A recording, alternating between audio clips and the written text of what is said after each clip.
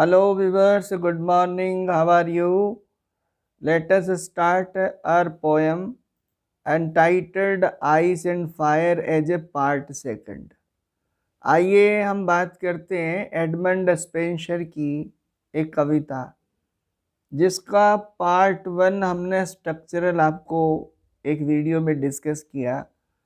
इस प्रॉमिस के साथ, इस वादे के साथ कि हम इसे पार्ट सेकंड में इसका टेक्सुअल हम paraphrasing word to word, line to line discuss करेंगे और उसी के मुताबिक हम पार्ट सेकंड के रूप में बात कर रहे हैं।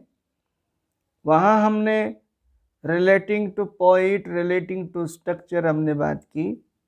जैसा कि कविता एडमंड स्पेंसर के द्वारा लिखी गई, ये कविता 1595 में पब्लिश्ड हुई और ये किस तरह से एमोरिटी से यानी ली गई, जिसमें 89 पोएम्स का संकलन था, ये हम पहले कर चुके। सीधे हम आपसे पोएम को रिसाइट करने के बजाय हम one line one stanza by stanza ही सीधे डिस्कस करते हैं, चूँकि इसको हम जोड़ के उससे देखेंगे पार्ट 1 से एज ए पार्ट सेकंड हम बात कर रहे हैं। यहाँ पोएम में ice and fire entitled, the word ice and fire are symbolically have been applied, metaphorically have been applied। ये symbolical word है, metaphorical word है। हम जब बात करते हैं ice, ice symbolically means out of passion, out of love, and fire symbolically means full of love, full of passion, passionate। And who are these? Here ice stands for beloved, beloved Spenser's beloved Elizabeth Boyle, to whom this poem is addressed, submitted। Here fire, who is fire? Fire stands for poet, here in this poem a passionate lover। यहाँ इस कविता में passionate lover के रूप में जो कवि स्वयं present हुआ है उसके लिए ये आया है। कवि पहले स्टेंजा से स्टार्ट होता है और बड़े ही यानी जो है पैशनेट तरीके से he starts to compare his beloved as well as presents himself। Here the plight, the sad plight of the lover has been highlighted।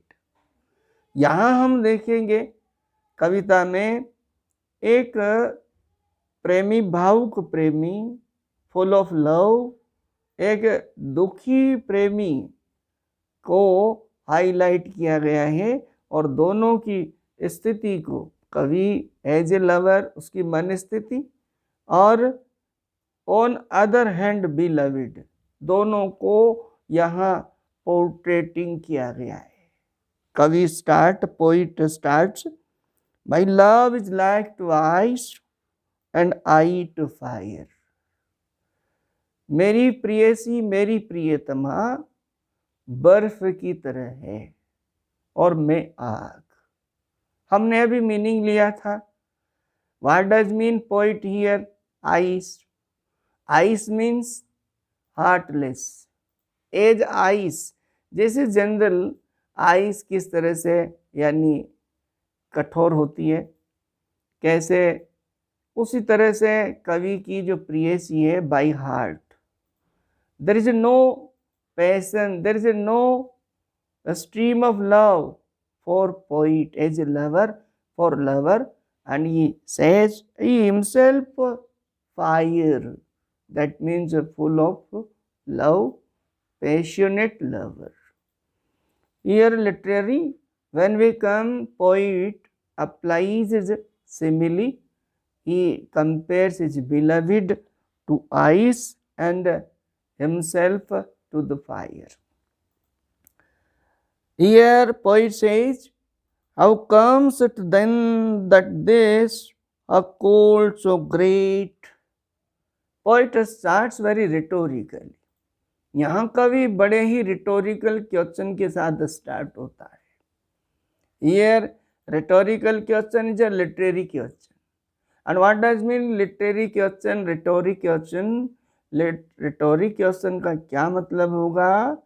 In literary view, a question that doesn't expect answer, its tone ultimately answers. साहित्य में ऐसा question, ऐसा प्रश्न जिसका answer चाहा नहीं गया है, केवल क्वेश्चन की जो टोन होगी उसी में आंसर होगा. Such type question is regarded rhetorical question, and here poet speaks very rhetorically. कवि बड़ा rhetorical तरीके से और कहता है how comes it, ये कैसे हुआ.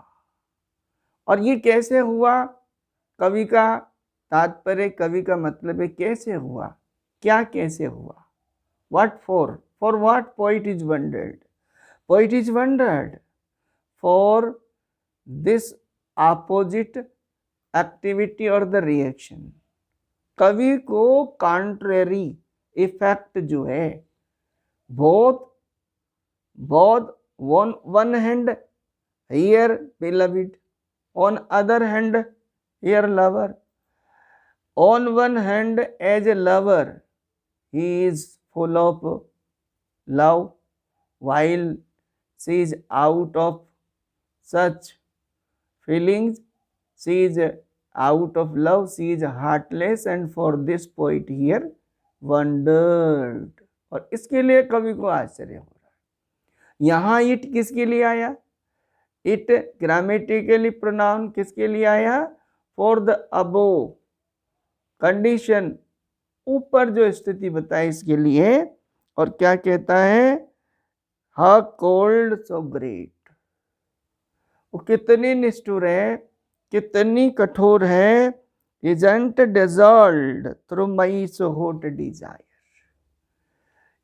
ये है मुख्य कारण जिसके लिए प्रेमी आश्चर्यचकित है कि एक तरफ यदि हम बात करते हैं general phenomena, here very first we have to clear general phenomena. एक आम धारणा है, एक आम कंसेप्ट है, एक आम थ्योरी है. थ्योरी क्या है? Whenever ice comes in the contact of fire, it ultimately starts to melt, and whenever fire comes in the contact of ice, ultimately it's calmed. But poet doesn't find so, and for this reason poet is wondered. और इसी बात के लिए ये contrary जो result है, ये opposite जो कंडीशन है, इसी के लिए कवि यानी आश्चर्यचकित हो रहा है. और क्या कहता है? But harder grows the more I her entreat. कवि ने यहाँ पहले स्टेंजा में, पहले क्वार्टेट में अपनी मुख्य जो बात है, अपना जो आइडिया है उसको रखा. Idea in love, and just poet finds this against the concept and the philosophy of the love. और इसे कवि यानी प्रेम की जो थ्योरी है उसके विपरीत पाता है कि कवि प्रेम में इतना, प्रेम से इतना अत्यधिक भरा हुआ है. And even there is no chance to have his beloved be melted. और कवि को बिल्कुल भी इस बात का चांस, इस बात का यानी अवसर नजर नहीं आता. There is something and she is going to be changed, she is going to be melted in favour of lover. कवि कह रहा है कि इस बात के लिए ये कैसे हुआ कि बजाय इसके उसमें परिवर्तन आने के, उसमें सॉफ्टनेस आने के, उसकी फीलिंग्स में परिवर्तन आने के, कवि ये पाता है कि वो और ज़्यादा कठोर हो रही है। That means for this poet is wondered. हमसे ये पूछा जाता है कि वाई पोइट इज वंडर्ड, कवि क्यों आश्चर्यचकित थे? तो कवि इस बात के लिए आश्चर्यचकित थे कि ज्यों ज्यों कवि कोशिश करता है, एंड इट मीन्स उसे ट्राई टू परसुएड, उसे मनाने की जो जो कोशिश कर रहा है, रिझाने की जो जो कोशिश कर रहा है, तो submit with full heart of love, लेकिन कवि को एज ए रेस्पॉन्ड ऐसा नहीं मिल रहा है, इसके लिए वो आश्चर्यचकित है। ये मुख्य आइडिया है। Now in next question, but harder grows the more I entreat और comes.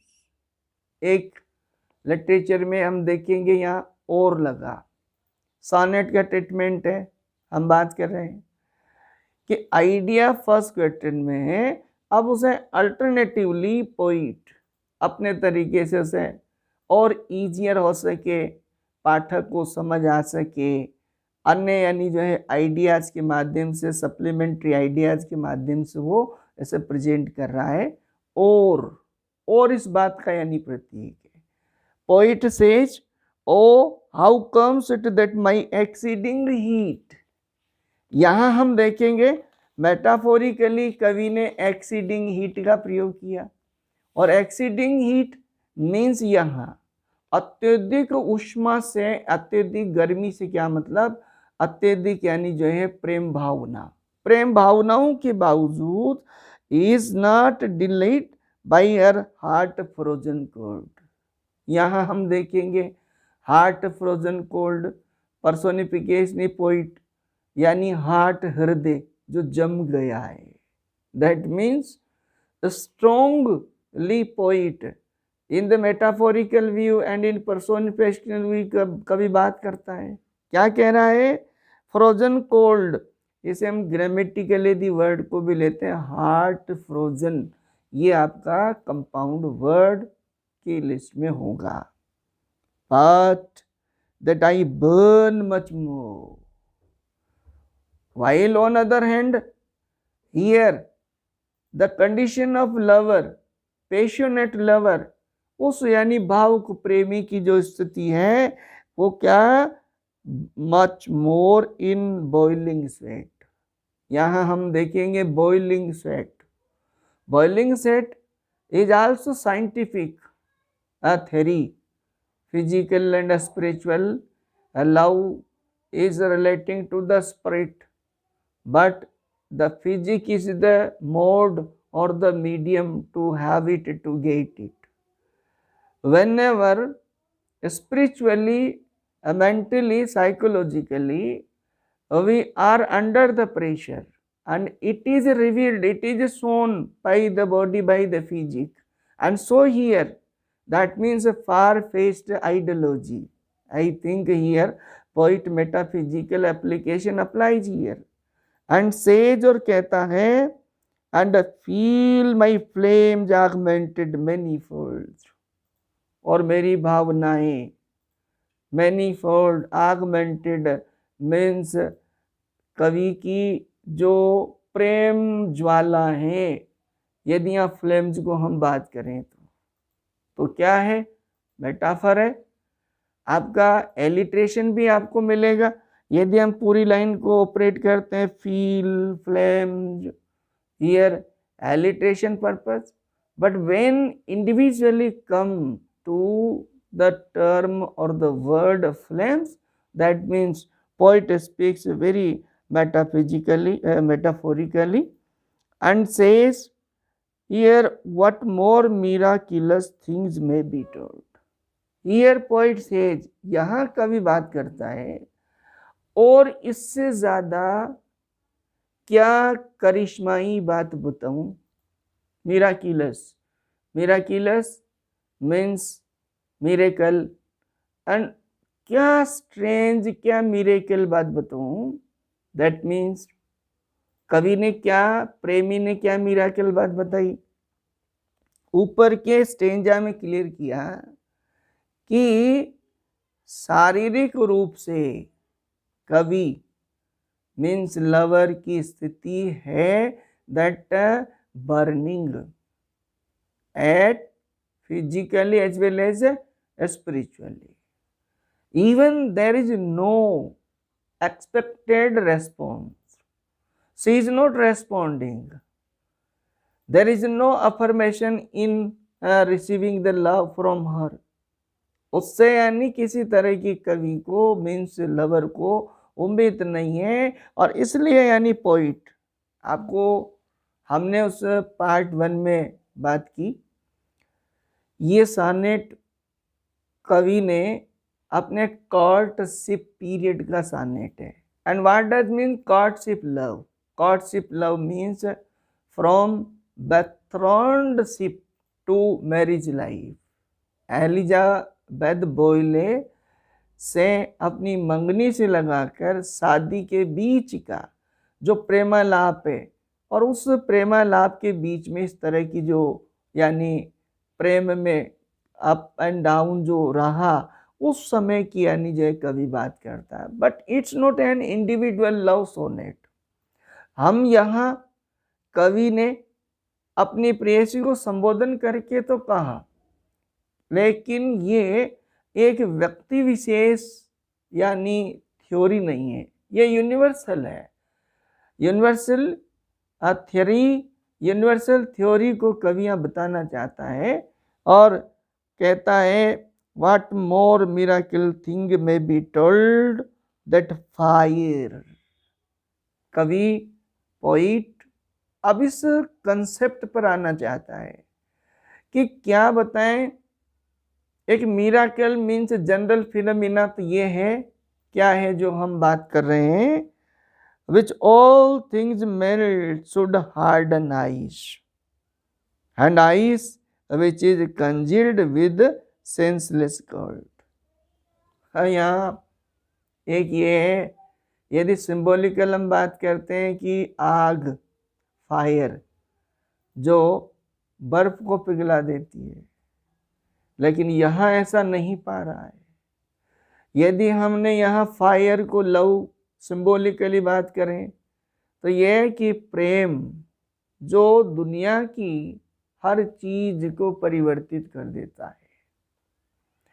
Poet doesn't find so here, कवि यहाँ ऐसा नहीं पा रहा। And for this reason poet is wondered, and when poet says what miraculous, अब इससे बड़ा क्या करिश्माई बात बताएं, क्या कि प्रेयसी में परिवर्तन होने के बजाय इसका कॉन्ट्रेरी रिजल्ट, अपोजिट रिजल्ट क्या, that she is growing harder and harder. वो निष्ठुर से निष्ठुर होती जा रही है। Should kindle fire by wonderful device. Here love is wonderful device. प्रेम को एक वंडरफुल डिवाइस कहा गया।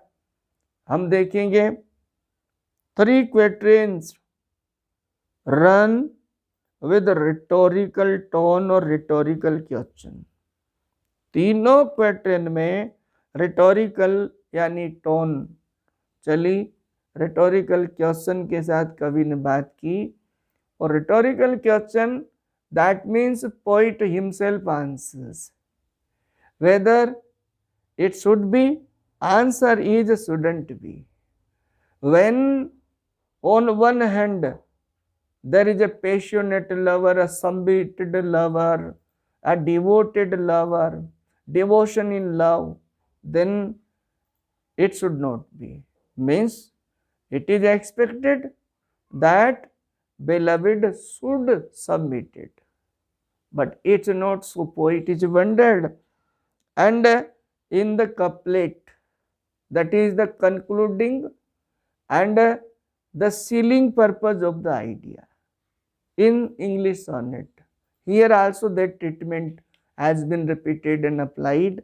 यहाँ वही ट्रीटमेंट आपका अप्लाई किया गया। आपका जो कंक्लूडिंग पार्ट है इंग्लिश सोनेट में, जो कि कपलेट है। कपलेट में यह पोइट अंतिम रूप से द ग्लोरी ऑफ लव, हमने central idea of this poem power of love, so here poet is going to stamp the glory of love। इस कंक्लूडिंग पार्ट और कपलेट के द्वारा कवि यहाँ प्रेम की महत्ता को स्थायी और चिर रूप से यहाँ फिलोसफाइज करना चाह रहा है। What's the philosophy of the love, what's the concept in love, poet says such is the power of love.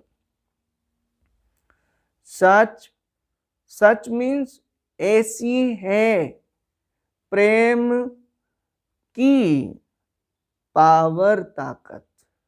कैसी है, कैसी है? इन अबव लाइन्स, ऊपर की लाइन में बताया कैसी है। दैट इट चेंजेस एवरीथिंग, कि ये हर चीज को बदल देती है। ये है power.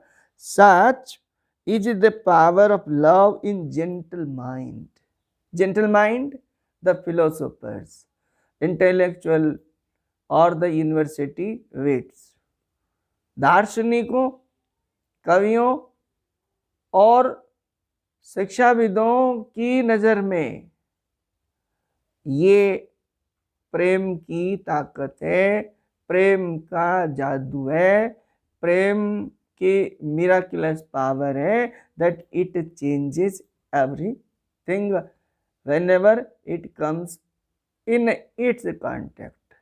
Magnetism of the love as the principle in science of the magnetism, like the love concept, and that it can alter all the course of kind।